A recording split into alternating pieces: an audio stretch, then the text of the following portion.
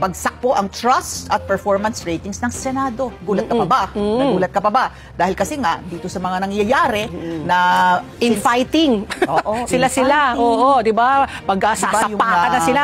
Perception na inupuan, yung delay, no? I-dismiss. Tapos i-dismiss na kaagad yung kaso. Ayan. So, natawa ko kay Alex Santos kagabi, si Batorni. Si Bato, yan ang tawag niya?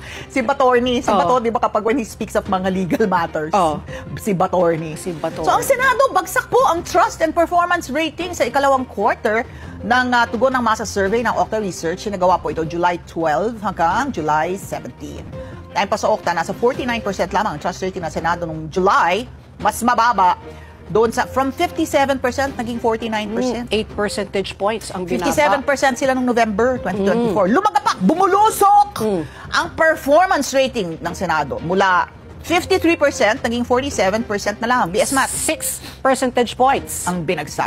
Ay po sa 1,200 respondents, undecided naman sila sa trust at satisfaction sa trabaho sa Senado. Samantala, tumaas naman ang ratings ng Kamara sa 57% noong July, mas mataas sa 49% noong November 2024. 8 percentage points naman ang itinaas ng Kongreso. Trust rating yan. Kamusta ang performance rating ng House ng mababang kapulungan? 55% mula sa 47% nung nakaraang tugon ng masa survey. So, 8 percentage points rin ang tinaas. Ang trust and performance ng Kamara, mababang kapulungan. Samantala, ang Senado,